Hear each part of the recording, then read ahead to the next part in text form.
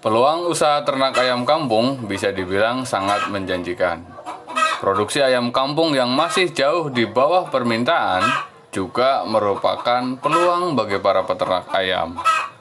Keberhasilan suatu peternakan bisa dilihat dari manajemen pemeliharaan dan juga manajemen pemasarannya.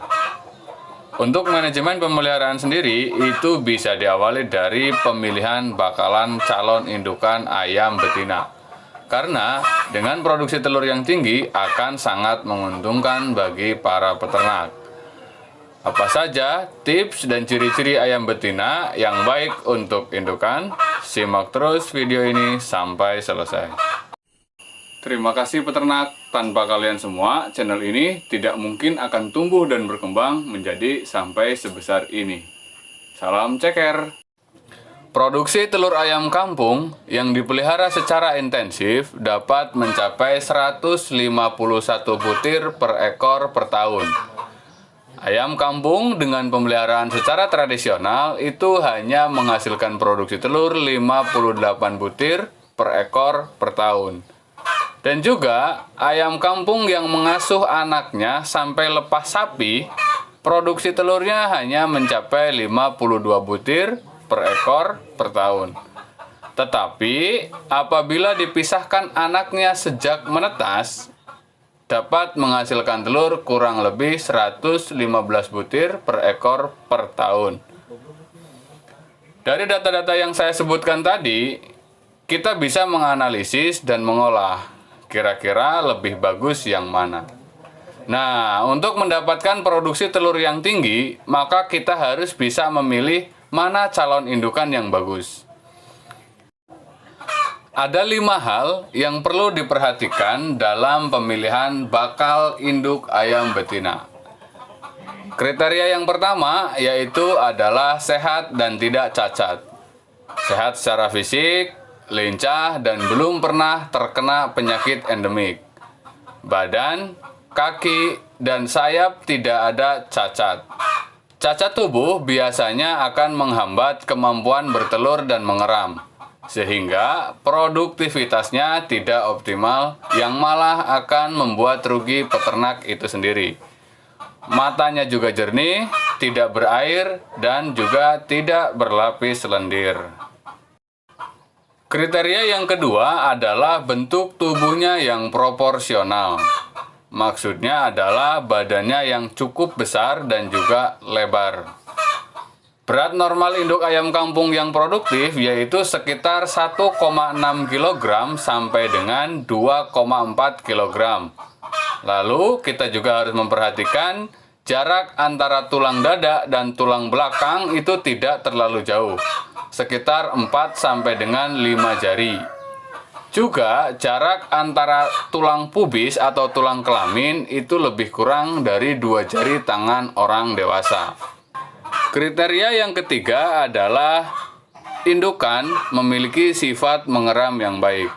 Tetapi apabila akan diternakan dengan menggunakan kandang baterai, sifat ini bisa diabaikan karena pengeraman telur dapat dilakukan dengan bantuan mesin tetas.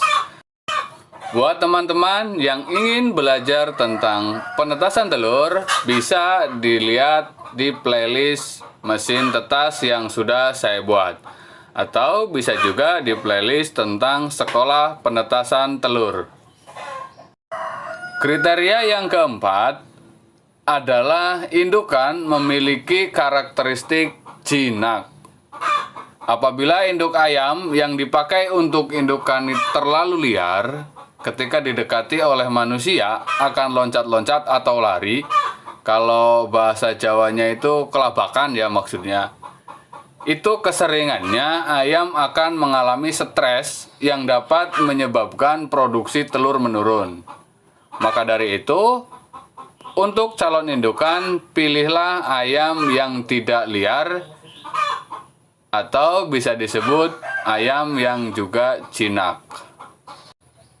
Kriteria yang kelima adalah ayam yang memiliki daya tahan tubuh yang baik terhadap lingkungan. Ayam yang memiliki daya tahan tubuh yang lemah akan mudah terserang penyakit yang bisa menyebabkan kematian. Jadi, gunakanlah ayam yang memiliki daya tahan tubuh yang kuat. Untuk syarat-syarat indukan ayam yang lain adalah nafsu makannya yang baik. Lalu ayam juga telah dewasa. Dan juga berasal dari keturunan bukan inbreeding. Serta memiliki track record produksi telur serta kualitas telur yang baik. Nah, untuk periode peneluran pertama itu biasanya di usia 7 sampai dengan 8 bulan. Ayam kampung yang telah terseleksi sebagai indukan membutuhkan perawatan khusus dibandingkan ayam yang lain. Pemeliharaan induk dapat dilakukan pada kandang postal dengan perbandingan jantan dan betina yaitu 1:6 dalam setiap vlog. Tetapi, peternak di lapangan seringkali memelihara induk ayam di dalam kandang baterai.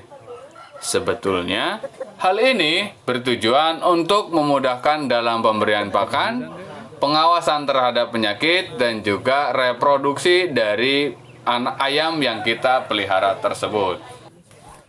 Dari kelima kriteria yang sudah saya sebutkan tadi, ada kriteria yang memang lumayan sulit kita dapatkan, yaitu kriteria yang kelima, di mana indukan harus memiliki daya tahan tubuh yang baik terhadap lingkungan.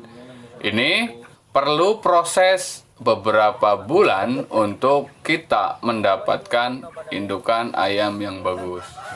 Bukan cuma bulan ya, kadang-kadang bisa sampai setahun ataupun 2 tahun. Ya, itu saja video pada kesempatan hari ini. Sampai bertemu lagi di video-video saya yang selanjutnya. Mohon maaf jika ada kekurangan dan kesalahan. Jika ada pertanyaan, bisa isi di kolom komentar. Terima kasih. Akhir kata, saya Presiden Ceker. Salam Ceker.